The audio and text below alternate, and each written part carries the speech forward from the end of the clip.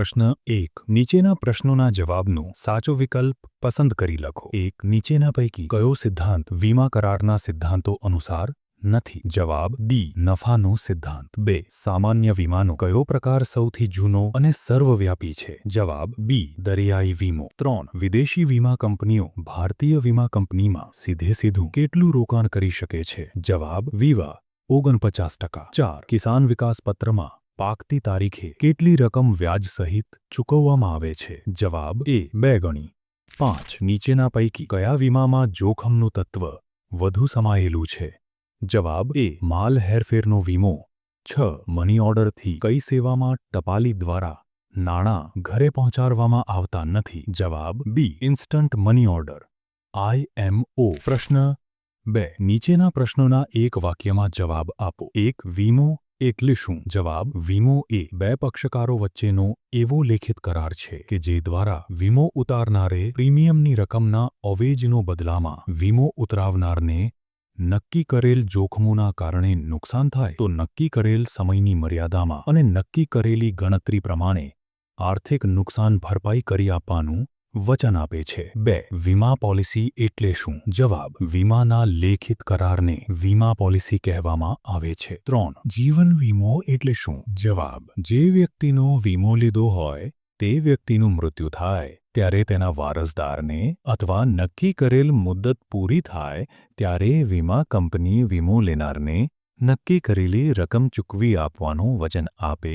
તેવા વીમાને જીવન વીમો કહે છે। 4 સામાન્ય વીમાની વ્યાખ્યા આપો। જવાબ જે મિલકતનું ભૌતિક મૂલ્ય આંકી શકાતું હોય અને નક્કી કરેલા કારણોસર થયેલ નુકસાનનું વળતર વીમા રકમની મર્યાદામાં નિયત ગણતરી મુજબ મેળવી શકાય તેમ હોય તેવા વીમા કરારને સામાન્ય વીમો કહે છે। તેમાં માલની હેરફેરનો વીમો તથા આગના વીમાનો તથા અન્ય સામાન્ય વીમાનો સમાવેશ થાય છે। 5 વાહન વ્યવહારનું સૌથી ઝડપી માધ્યમ જણાવો। જવાબ હવાઈ માર્ગ વાહન વ્યવહારનું સૌથી ઝડપી માધ્યમ છે। 6 વખારનો અર્થ આપો। જવાબ વખાર એટલે પેદાશનો સંગ્રહ કરવાનું સ્થળ કે જગ્યા માલના સંગ્રહ અને તેની જાળવણી માટેની વ્યવસ્થાને કે સેવાને વખાર કે ગોદામ કહે છે। 7 મલ્ટિપલ યુનિટ ટ્રેન એટલે શું? જવાબ ટ્રેનના બધા અથવા કેટલાક ડબ્બા ચાલક બળ ધરાવતા હોય તેને મલ્ટિપલ યુનિટ ટ્રેન કહે છે। પ્રશ્ન 3 નીચેના પ્રશ્નોના ટૂંકમાં જવાબ આપો।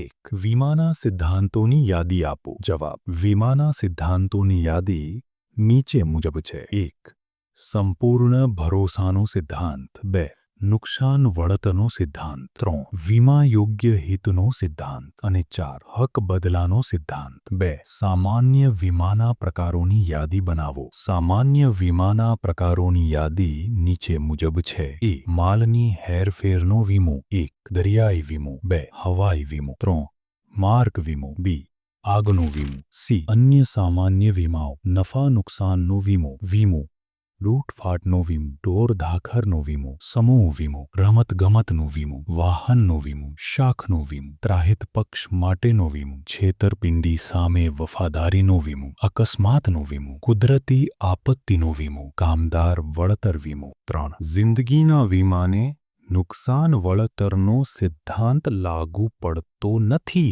શા માટે? જવાબ વીમો લેનારને નુકસાન થાય તો તેનું વળતર મળી શકે તે માટે વીમાના કરાર થાય છે। વીમાના કરારનું હાર્દ નુકસાન વળતરનો સિદ્ધાંત છે।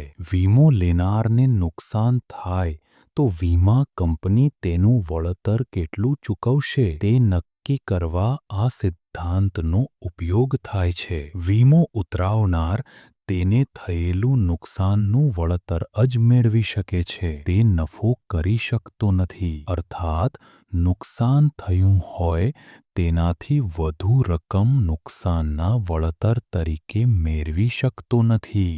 જિંદગીના વીમાને નુકસાન વળતરનો સિદ્ધાંત લાગુ પડતો નથી। 4 સ્વાસ્થ્યના વીમા વિશે ટૂંકમાં જણાવો।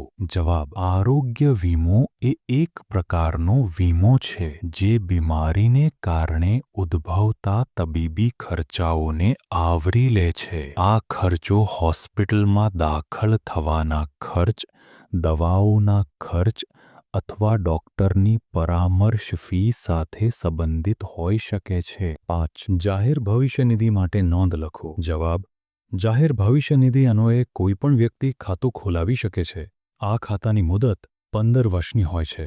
આ ખાતામાં વાર્ષિક ધોરણે ઓછામાં ઓછા ₹500 ભરી શકાય છે. આ ખાતું 15 વર્ષ પછી પ્રવર્તમાન નિયમ અનુસાર વધુ 5 વર્ષ માટે ગમે તેટલી વખત લંબાવી શકાય છે. 15 વર્ષ પહેલાં આ ખાતું બંધ કરાવી શકાતું નથી. આ ખાતામાં ભરેલી રકમ આવકવેરાની ગણતરી વખતે આવકમાંથી બાદ મળવાપાત્ર છે. જો ખાતેદારનું મૃત્યુ થાય તો ખાતેદારે નોંધાવેલા વારસદારને આ રકમ મળી શકે છે. 6. પાઇપલાઇન દ્વારા વહન કઈ પેદાશો માટે યોગ્ય છે? જવાબ: પ્રવાહી અથવા ગેસ જેવી પેદાશો માટે પાઇપલાઇનનો ઉપયોગ વધુ કાર્યક્ષમ રહે છે. પ્રવાહી કચરાનો નિકાલ, પાણી, પેટ્રોલિયમ, કુદરતી ગેસ વગેરે માટે આવી વ્યવસ્થા ઉપયોગી છે. દાખલા તરીકે, હજીરા ગુજરાતથી મધ્યપ્રદેશ અને ઉત્તર પ્રદેશમાં ગેસ પરિવહન માટેની પાઇપલાઇન નાખવામાં આવેલી છે.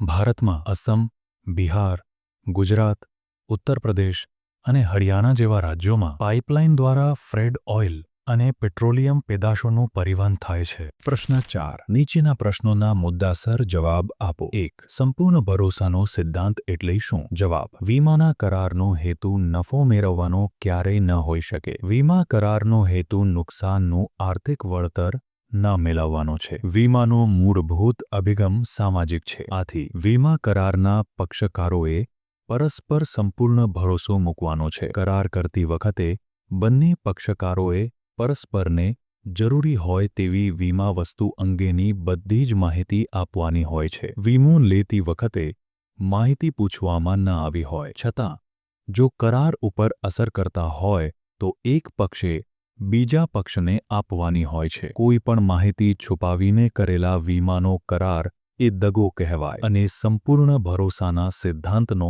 ભંગ થયેલો કહેવાય. જ્યારે પણ વીમાના પક્ષકારને ખબર પડે કે સંપૂર્ણ ભરોસાના સિદ્ધાંતનો ભંગ થયો છે ત્યારે વીમા કરારને રદ સમજવામાં આવે છે અને વીમો લેનારને તેને ભરેલા પ્રીમિયમની રકમ પરત મળી શકતી નથી. તેમજ જો નુકસાન થાય તો વળતર મેળવવાનો હક પણ રહેતો નથી. 2. નુકસાન વળતરનો સિદ્ધાંત સમજાવો. જવાબ: વીમો લેનારને નુકસાન થાય તો તેનું વળતર મળી શકે તે માટે વીમાના કરાર થાય છે. વીમાના કરારનું હાર્દ નુકસાન વળતરનો સિદ્ધાંત છે. વીમો લેનારને નુકસાન થાય તો વીમા કંપની તેનું વળતર કેટલું ચૂકવશે તે નક્કી કરવા આ સિદ્ધાંતનો ઉપયોગ થાય છે. વીમો ઉતરાવનાર તેને થયેલું નુકસાનનું વળતર જ મેળવી શકે છે. તે નફો કરી શકતો નથી. અર્થાત નુકસાન થયું હોય તેનાથી વધુ રકમ નુકસાનના વળતર તરીકે મેળવી શકતો નથી. જિંદગીના વીમાને નુકસાન વળતરનો સિદ્ધાંત લાગુ પડતો નથી. વીમો લેનાર વસ્તુની કિંમત કરતાં ઓછી કિંમતનો વીમો ઉતરાવે તો ગર્ભિત રીતે સ્વીકારે છે કે ઓછી કિંમતના પ્રમાણસર નુકસાન તે ભોગવશે. દાખલા તરીકે, એક વ્યક્તિએ તેની ₹5 લાખની વસ્તુનો ₹3 લાખનો વીમો ઉતરાવેલ હોય પરંતુ વસ્તુ સંપૂર્ણ નાશ પામતા તેને વધુમાં વધુ ₹3 લાખ જ નુકસાન વળતર મળે.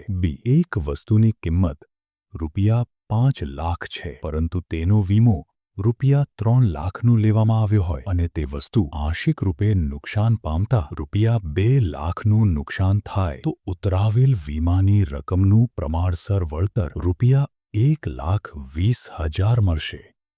વસ્તુની કિંમત ₹5 લાખ હોય અને તેનો વીમો ₹5 લાખનો ઉતરાવેલ હોય અને વસ્તુ સંપૂર્ણ નાશ પામે તો 5 લાખનું સંપૂર્ણ વળતર વીમા કંપની ચૂકવશે.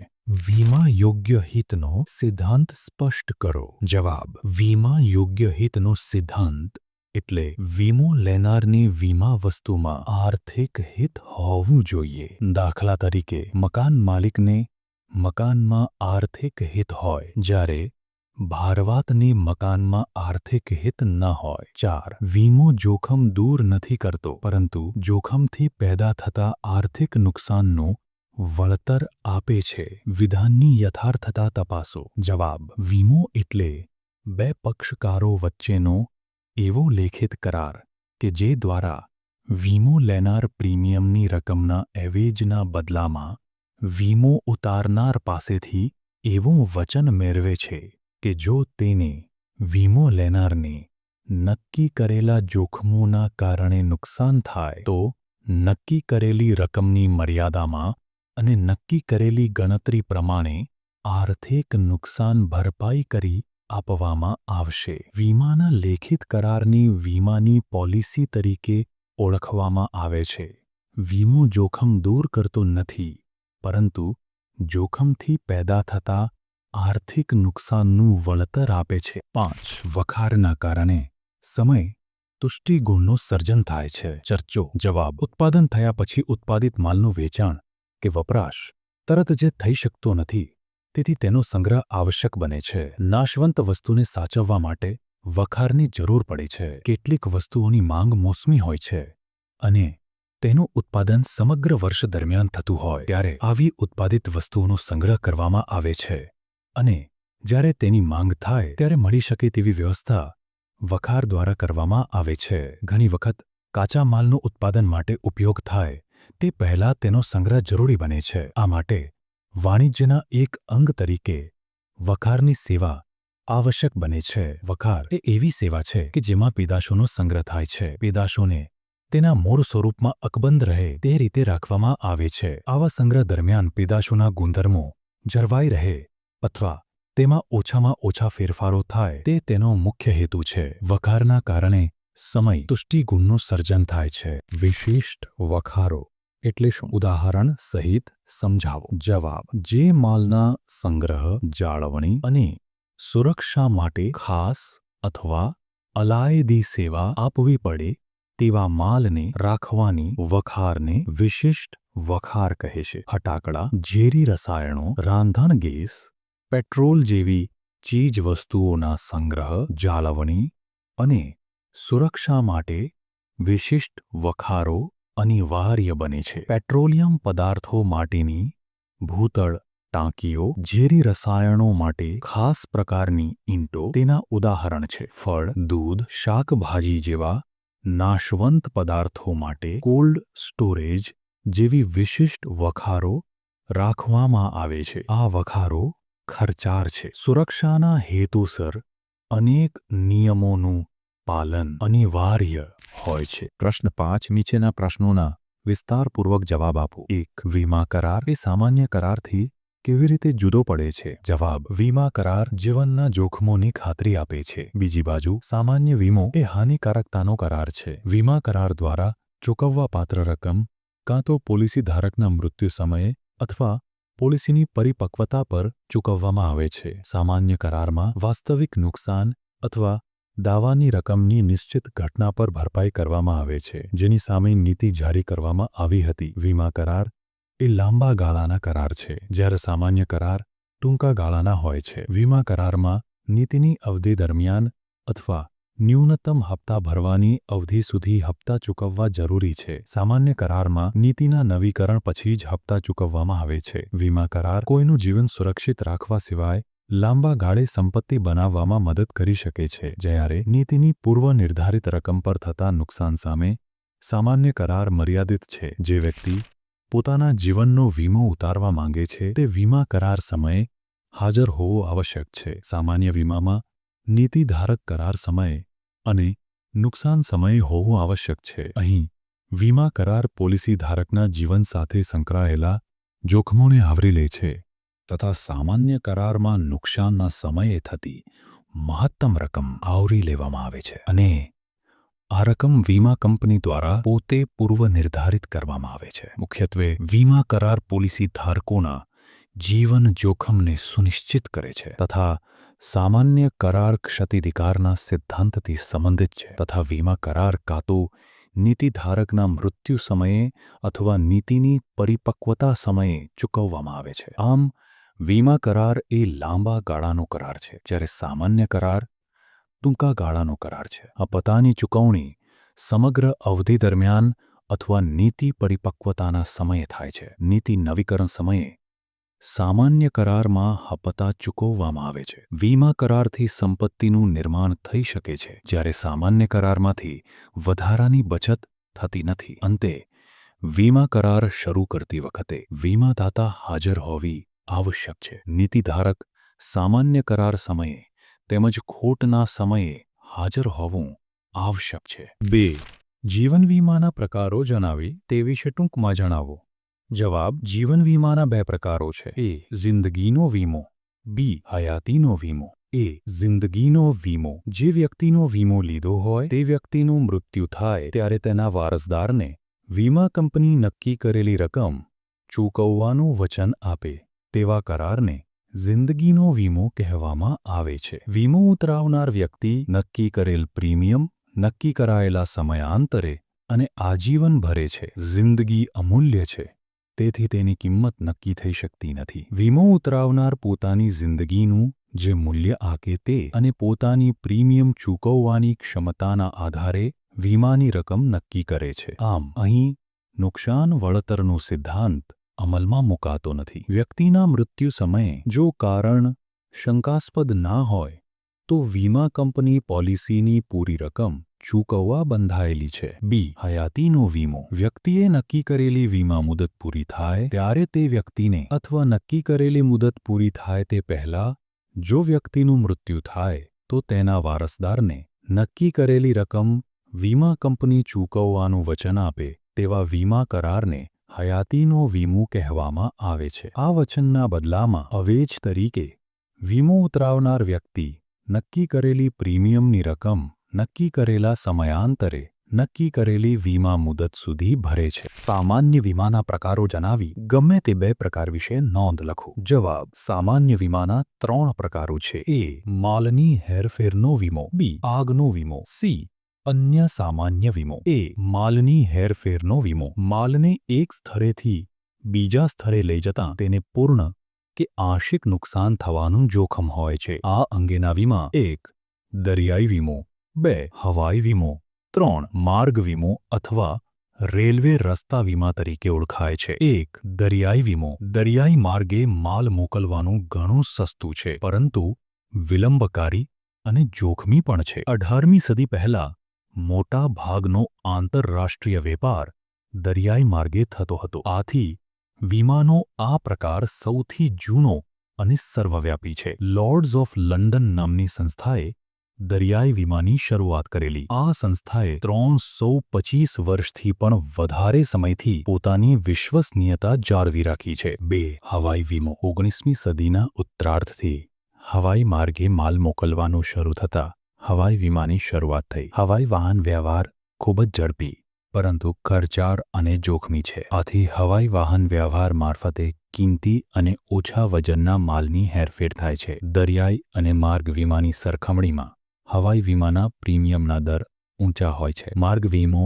અથવા રેલવે રસ્તા વીમો. માર્ગ વાહન વ્યવહારમાં જમીન, માર્ગ અને રેલવે માર્ગનો સમાવેશ થાય છે. જમીન તથા રેલવે માર્ગે માલની હેરફેરના જોખમોમાં ખાસ કરીને ચોરી, લૂંટફાટ, માલ હેરફેરનું નુકસાન વગેરે હોય છે. આ જોખમોની સામે રક્ષણ મેળવવા માર્ગ વીમો લેવામાં આવે છે. બી. આગનો વીમો. માલ તેમજ મિલકતને ચોક્કસ રીતે લાગેલી આગને પરિણામે પૂર્ણ અથવા અંશતઃ નુકસાન થાય અથવા તો તે નાશ પામે તો નુકસાન વળતર આપવાના વચનના બદલામાં પ્રીમિયમનું અવેજ મેળવવાના કરારને આગનો વીમો કહે છે. આગના વીમામાં વીમા યોગ્ય હિતના સિદ્ધાંતનો આગ્રહપૂર્વક અમલ થાય છે. વીમો ઉતરાવતી વખતે તેમજ માલ મિલકતને આગથી નુકસાન થાય ત્યારે વીમાદારનું માલ મિલકતમાં અચૂકપણે વીમા યોગ્ય હિત હોવું જોઈએ. વીમા વ્યવસાયમાં વૈવિધ્ય આવવાના કારણે વીમાના અનેક નવા પ્રકાર અસ્તિત્વમાં આવ્યા છે. ગાયકને તેના ગળામાંથી સૂર માટેનો વિશિષ્ટ વીમો, વાહનોના વપરાશથી અન્યોને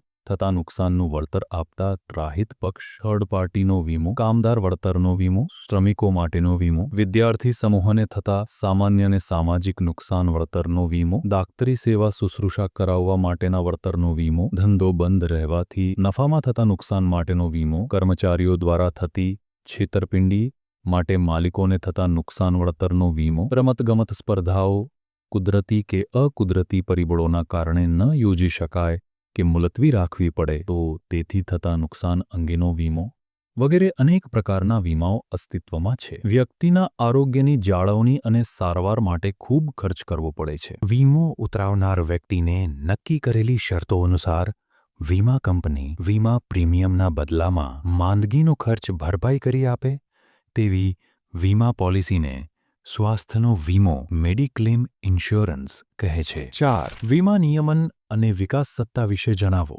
જવાબ. વીમા નિયમન અને વિકાસ સત્તા એ ભારતની સર્વોચ્ચ સ્વાયત્ત કાયદાકીય સંસ્થા છે જે વીમા ક્ષેત્રના નિયમન અને વિકાસનું કાર્ય સંભાળે છે. IRDA act 1999 insurance regulatory and development of India દ્વારા ખાનગી વીમા કંપનીઓ માટે વીમા ક્ષેત્રના દ્વાર ખોલવામાં આવ્યા અને આવી ખાનગી વીમા કંપનીમાં વિદેશી સીધું રોકાણ FDI ફોરેન ડિરેક્ટ ઇન્વેસ્ટમેન્ટ 26% સુધીની મર્યાદામાં કરવા માટેની મંજૂરી આપવામાં આવી હતી, જે વર્ષ 2015માં વધારીને 49% સુધી કરવામાં આવી છે. આમ વિદેશી વીમા કંપનીઓ ભારતીય વીમા કંપનીમાં સીધું 49% સુધીનું મૂડીરોકાણ કરી શકે છે. IRDAના મુખ્ય ઉદ્દેશોમાં 1. વીમા ધારકોને વધુ પસંદગી મળે. 2.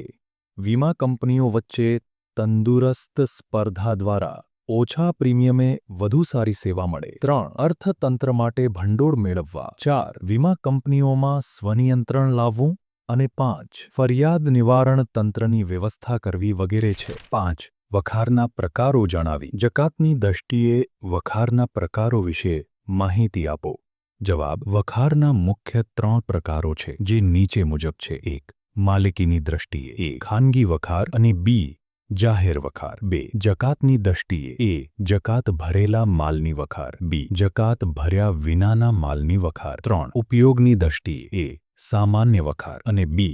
વિશિષ્ટ વખાર. જકાતની દૃષ્ટિએ વખારના 2 પ્રકારો પડે છે. 1. જકાત ભરેલા માલની વખારો. આયાત કરેલા માલ ઉપર આયાત જકાત ચૂકવ્યા પછી તેને નિર્ધારિત સ્થાને લઈ જવા તાત્કાલિક વાહન વ્યવહારની સેવા ઉપલબ્ધ ન હોય ત્યારે બંદરો, હવાઈ મથકો અને સરહદી વિસ્તારોમાં જકાત ભરેલા માલનો સંગ્રહ કરવા માટે જાહેર વખારોની સેવા મળી શકે છે. આવી વખારોને જકાત ભરેલા માલની વખારો કહે છે.